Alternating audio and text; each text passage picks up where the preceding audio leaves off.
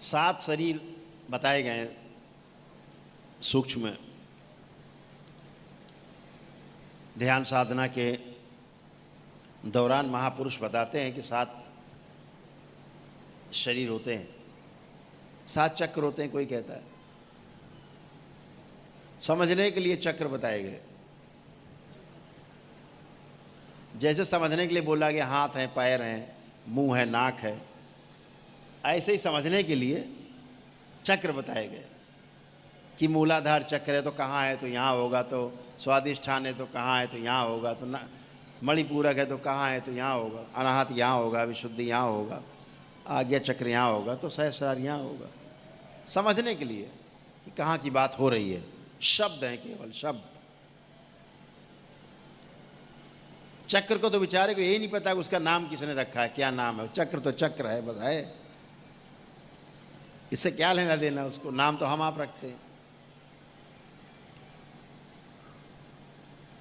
तो जब 7वां चक्र आता है, ऐसे कहते हैं लोग, जब 7वें चक्र का भेदन करना होता है, सोचो, कल्पना करो,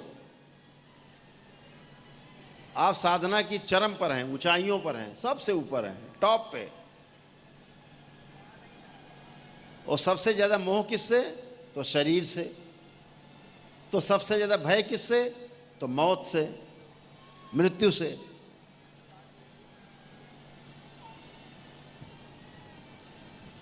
यही सबसे बड़ी परीक्षा होती है। जितनी बड़ी परीक्षा होगी, कठिन परीक्षा होगी, उतना ही बड़ा पद मिलता है। इस बात को ध्यान रखना।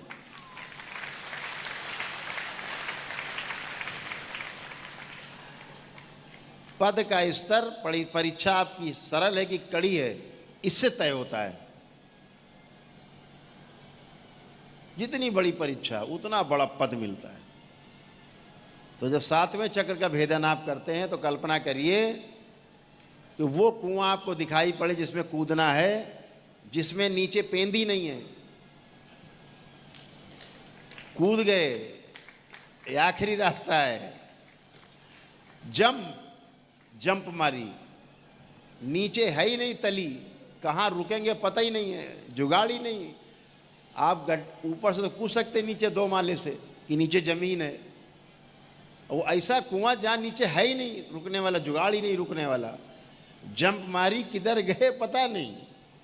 अब इसमें कौन कौन कूदेगा भाई, हाथ उठाओ, कितने लोग कूदेंगे इसे कुएं। गजब रे गजब, ये सब कूदेंगे। देखो भैया, देखो देखो, ये क्षण अद्भुत है, उठाइए हाथ। ऐसे कुएं में कितने लोग कूदेंगे जिसमें तली नहीं है, ये देखो। और ये इसलिए कूदेंगे क्योंकि इनके अंदर मौत का भय नहीं है, मृत्यु का भय नहीं है, इसीलिए कूदेंगे। तो बहुत से लोग उस 7वें वाले द्वार से वापस लौटाते, कहते बस यहीं तक ठीक है, इसके आगे ठीक नहीं है, अधूरे रह जाते। पूरा होना है जंप, वो जंप है, अंतहीन यात्रा। अनंत में विलय होने का समय आता है जब, तो बहुत सुंदर क्षण होता। बड़े परम सौभाग्यशाली हमारे वो महापुरुष जिन्होंने इन क्षणों में जाकर के अपने आप को खो दिया, लुटा दिया, जंप कर गए। वो जंप कर गए तो हमारे लिए माइलस्टोन बन गए।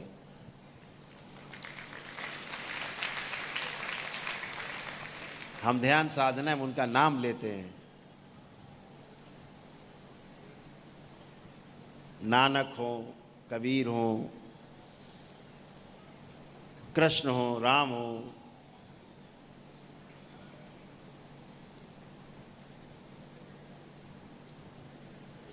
बुद्ध हो, चाहे महावीर हो, तमाम संत, ऐसे भी तमाम लोग जिनका नाम भी नहीं जानते हम लोग, वो भी जंप कर गए। उन सबको भी नमन है, दरबार उन सबको नमन करता है।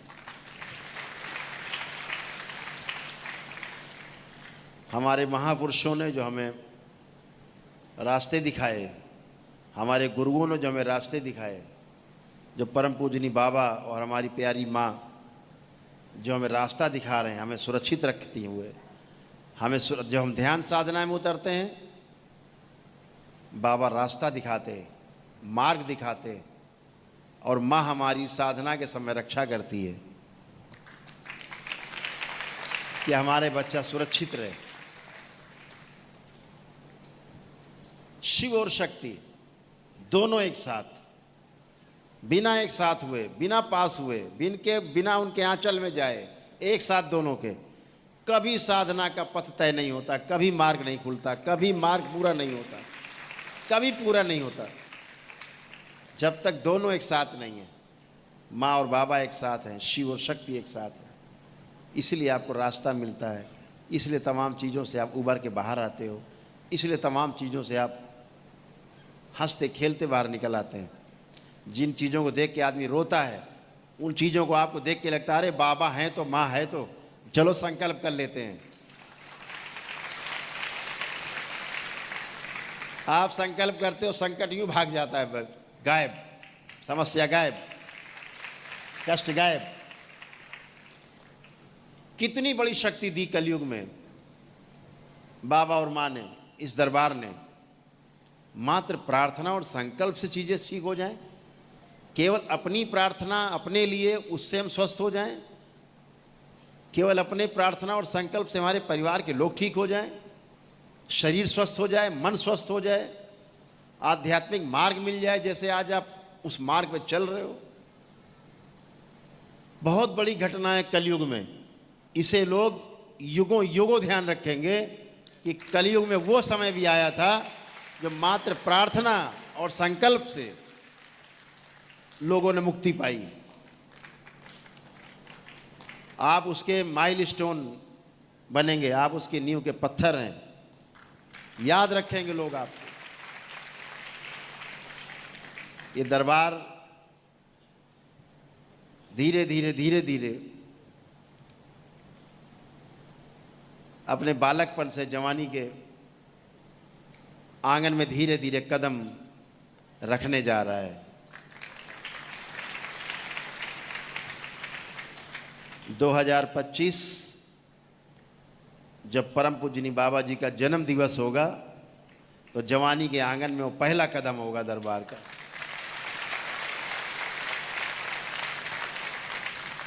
जहां आप जैसे लाखों शिष्य बाबा के, लाखों लाखों शिष्य पूरे विश्व में एक साथ ध्यान और साधना किया करेंगे, एक समय पर, एक ही समय पर।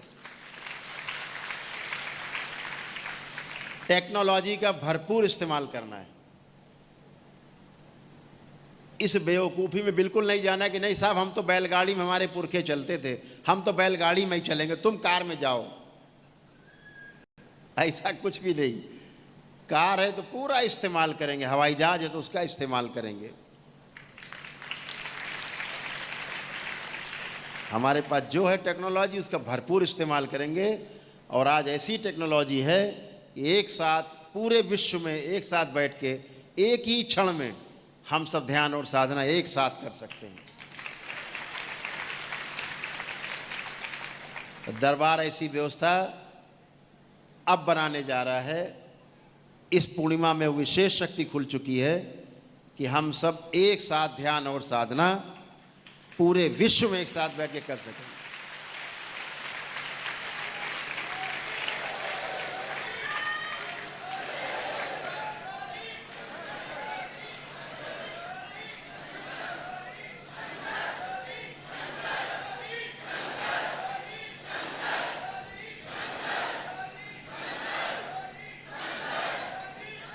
बोलिए सद्गुरुदेव भगवान की।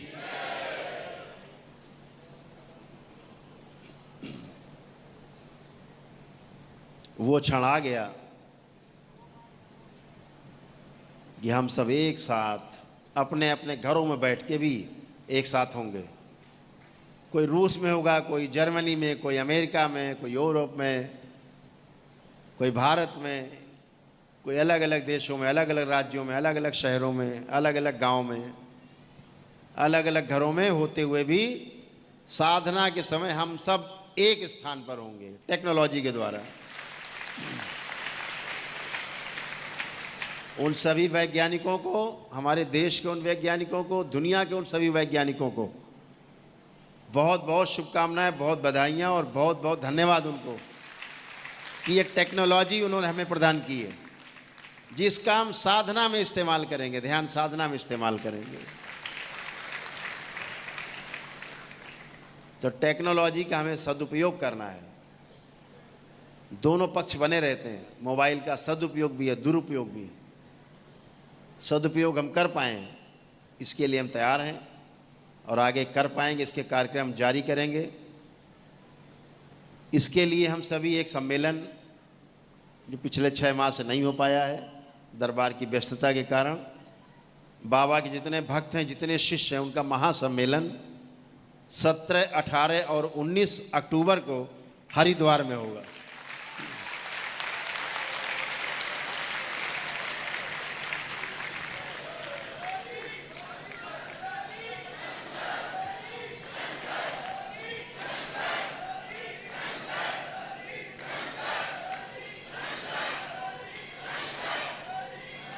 बोलिए सतगुरुदेव भगवान की। तो 17, 18 और 19 अक्टूबर 2024 हरिद्वार में अपने दरबार में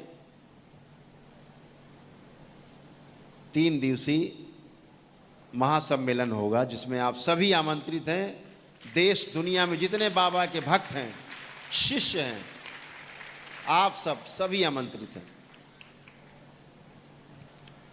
जहाँ दीक्षा के साथ साथ ध्यान साधना के भी कार्यक्रम होंगे और आगे के कार्यक्रम बनाए जाएंगे, और वहीं से शुरुआत होगी पूरे विश्व में एक साथ साधना की और ध्यान की, एक साथ साधना।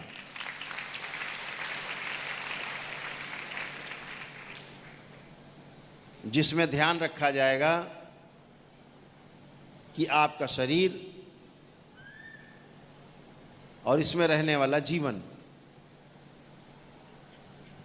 दोनों ही स्वस्थ और सुखी और आनंदित हों, इसका पूरा पूरा ध्यान रखा जाएगा।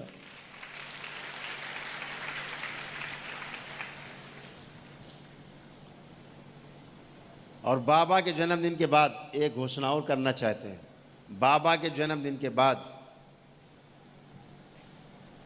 ऐसे कम से कम ऐसे शुरुआत में 10 लोग छांटे जाएंगे, योग्यता और क्षमता में कसौटी में जो खरे उतरेंगे दरबार के, उनको दरबार खोलने के लिए अनुमति दी जाएगी।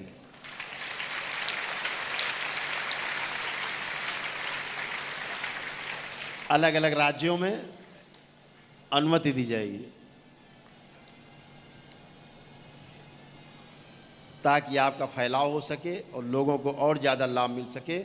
ध्यान और साधना के लिए लोगों को प्रेरित कर सकें, आप ध्यान और साधना के सागर में डुबकी लगा सकें, लोग आनंद ले सकें। तो शरीर और जीवन दोनों को स्वस्थ रखने के लिए सारे जितने कार्यक्रम है दरबार शुरू करने जा रहा है।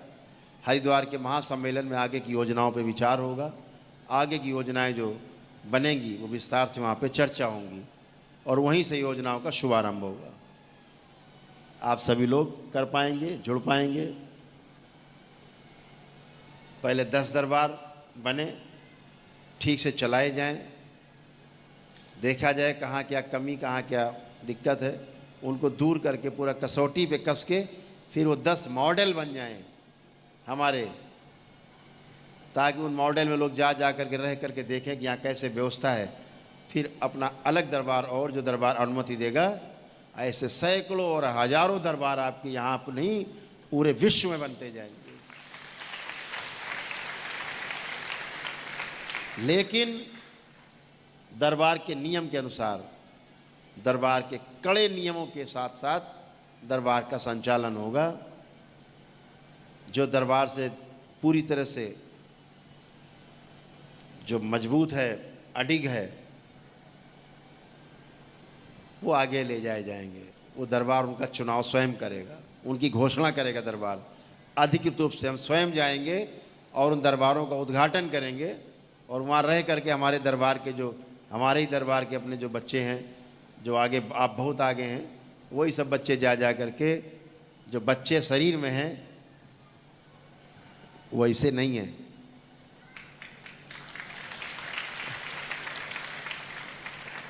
शरीर में ही बच्चे हैं,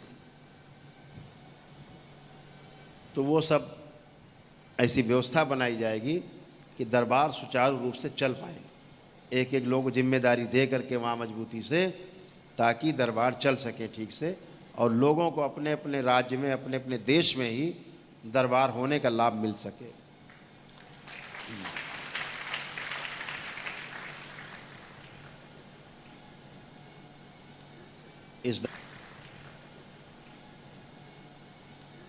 इस दरबार का विस्तार का अर्थ ये नहीं कि बहुत नाम कमाना है।